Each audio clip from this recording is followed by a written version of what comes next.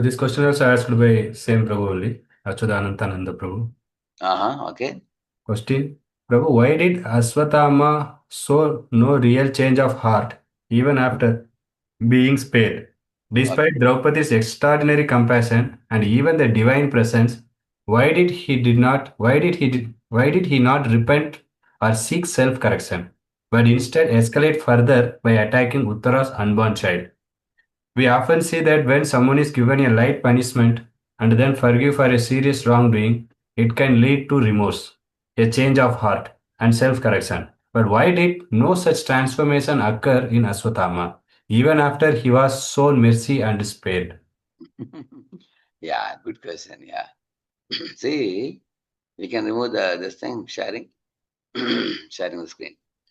You see, in this world, every jiva is individual. So it depends on whether they have cultivated sublime qualities or mean-minded behavior.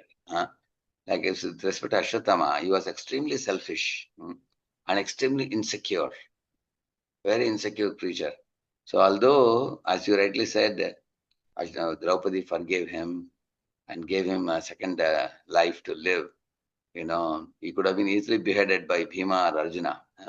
His life was spared. But this fellow had no iota of gratitude for that. He maintained vengeance towards Pandavas as it was before.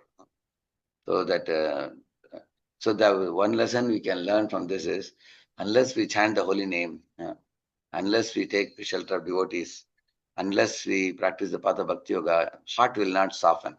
The hard heart will remain hard heart only, because he was envious of Lord's devotees, Pandavas. That makes our heart very hard.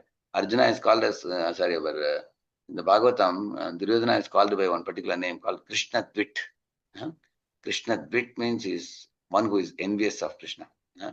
So when he is envious of Krishna, envious of the Pandavas, then naturally such people, because of the envy, their heart remains hard. It doesn't become soft. When the heart becomes soft, when one practices devotion service, one has sadhu sangha, and one also renders seva, then the heart can soften. Otherwise, the heart remains hard. And also envy is not something which will go away on its own. One has to do some homework. One has to actually cleanse the heart of the envy by supplicating oneself to those devotees whom we are envious of, and rendering some service, seeking forgiveness. This fellow didn't do any of those things. Uh, he didn't seek forgiveness from Draupadi. He didn't tell Draupadi, Draupadi, you saved my life. I killed your 5 sons. I am so grateful to you. I am so cruel and you are so soft-hearted. I am so grateful to you. He didn't say that. As soon as his jewel was removed, he just fled from there. He went away. So he maintained his vengeance towards Pandavas. So that kind of hard-hearted people are also there, because right from the dawn of creation, there are two types of people. Uh, Dvau bhuta sargau etasmin daiva asura eva cha, Krishna says. Devo vistarasha prokta asuram parthameshunu. Arjun, there are two types of people in this world from the dawn of creation.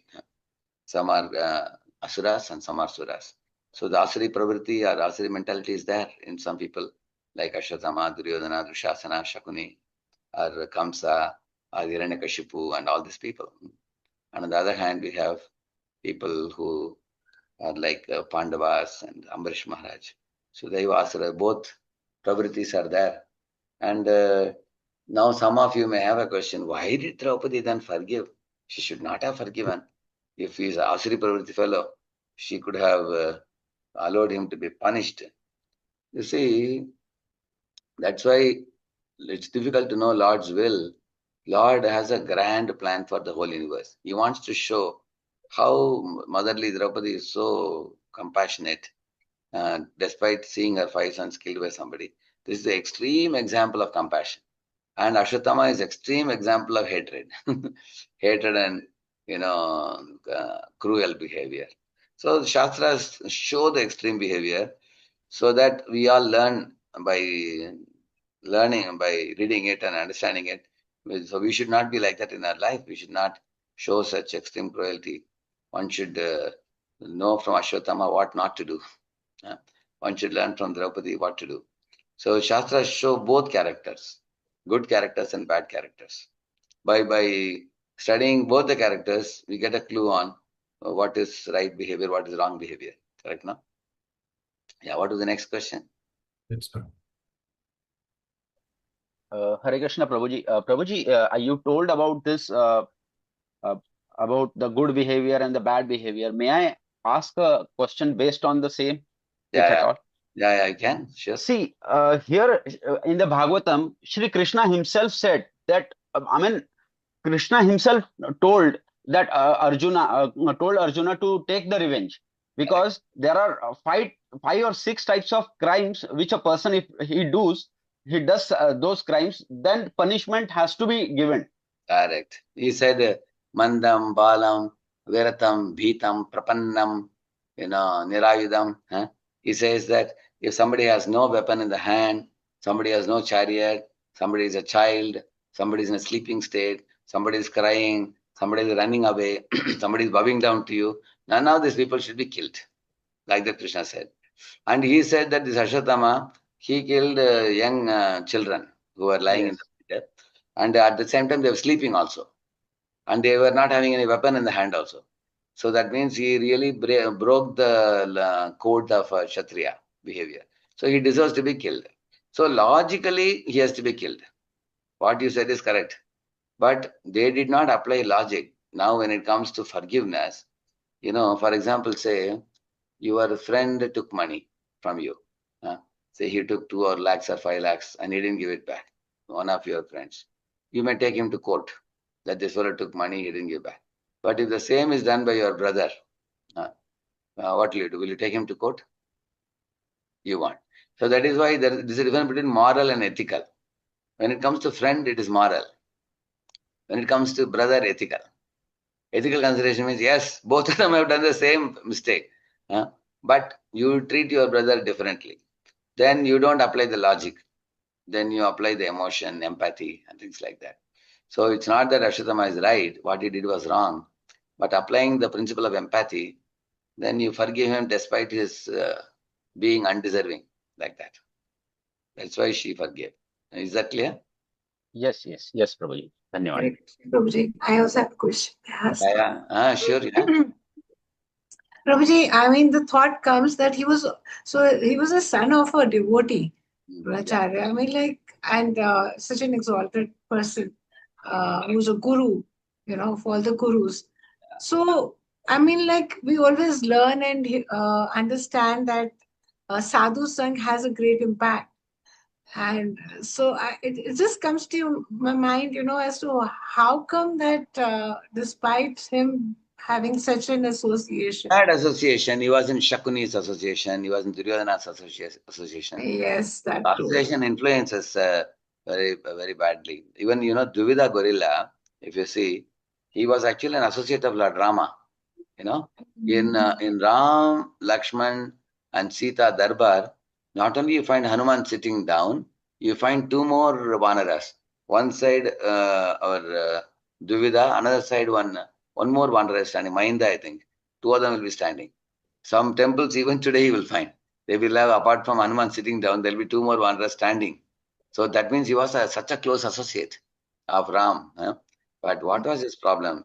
He had respect for Ram, but he offended Lakshman. So therefore, later on, when he was in Ram Leela, then he was also in Krishna Leela also. He lived a very long life. So when he came to Krishna Leela, in that Duvida Gorilla, you find Narakasya Sakakashit Dvivido Nama Vanaraha, it is said. So the Dvivida make friendship with Narakasura. And Narakasura was a friend of Banasura. They're all, it's like a group of, ruffians. So this kind of friendship only spoils a person. Yes. I will tell you another interesting example. Let me ask all of you a question. Is Karna divine or demoniac from your understanding? Very tough question. Is post envious personality. Okay, he's saying Karna is envious, he's saying. Is Karna, I am asking a question, is Karna having Daivi Sampat or Asuri Sampat? Which means divine aspect or Yes, Asuri Sampat, Prabhuji. Yes, Sampath. Asuri. As- Asuri Sampat. So, on what basis you all say he has Asuri Sampat? Anybody? On what is the basis your assessment? Because when even Krishna revealed that Karna is the eldest son of Kunti, Hmm. and if he has visited Yudhishthir Maharaj and told that fact, Yudhishthir Maharaj will give the whole kingdom to Karna only. Okay. Even after knowing that, Karna was saying, no, my friendship is with Duryodhan. I cannot. So, so his friendship is always with wrong person who is envious of Krishna and devotees. Yeah. Okay. So he could have joined with Krishna. He didn't join. That's true. Yeah. What you said is true. You see, let me tell you two. Yeah. Yes. Anybody? Yeah. Let me tell you two sides of Karna. So I'll just put it in the chat. See, Karna, previous life was Sahasra Kavach. His name was Sahasra Kavach. Karna, current life was Pandu.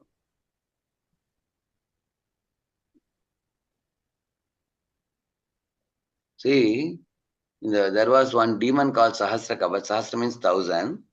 Sahasra Kavach means he had 1,000 kavachas, armors, and 999 kavachas were destroyed by Naranarayan Rishi, and only one kavach was remaining, and he was born with that one kavach in this life, and that is Karna's demoniac side. And Karna had a divine side because he was born to Kunti by the blessing of Surya Dev and with the blessing of Pandu. So naturally, such a big personalities are involved. Pandu, Surya, and Kunti are involved. So naturally, he has a divine birth. So in this birth is divine. The previous birth was demoniac. So he's like a combination personality. So that is why many people are confused. Is Karna divine? Because some places his behavior is very good. He was also very charitable. He was also a man of integrity. Many things are appreciated about him. But there are also other problematic things, because he was a combination. But what happened was, at one time when Lord Krishna came as a peace messenger, and then Duryodhana did not agree, then war became inevitable. And when Krishna was returning back in his chariot, Karna also took his chariot, and he went to send off Krishna. So when he went up to the frontiers of Hastinapur, at that time, Krishna called Karna to get off his chariot and come into his chariot. And Karna left his chariot and climbed up Krishna's chariot, and they both were in the same chariot sitting and talking for a while. Maithili Sharan Gupta has written one book also on this. Very famous book, Rashmirati. That's a book. In that book he writes, very beautiful book it is. So there he is writing about this episode only, when they're having a discussion. So Krishna told Karna, my suggestion to you, you leave Kauravas and come and join Pandavas, because you are Kunti's son and you are the eldest son. You are even elder to even Pandava or Yudhishthir Maharaj also. So therefore, you being the eldest son, it's ideal for you to be on the side of Dharma. You should not be on the side of Adharma. Number one. Number two, he said, if you come to this side, the war will stop. Why? Because Duryodhana knows very well that Bhishma has a soft corner for Arjuna and Pandavas. And Dronacharya's best student is Arjuna, favorite student. And Kripacharya is also very virtuous. So all the big people, big Kuru elders, they all will side with Pandavas. So he already knows that. They have a soft corner like that. So being that, then he said, if you also come this side, then Duryodhana will decide to stop the battle. Then Pandavas will give half the kingdom to Duryodhana and company. They will take half the kingdom. Whole world will be peacefully ruled. There's nothing to worry. But Karna did not agree. That is the biggest mistake he did in his life. Biggest blunder. Therefore, we should not decide anything hastily. Whenever we want to make serious decisions in life, first thing we should do is put a pause button.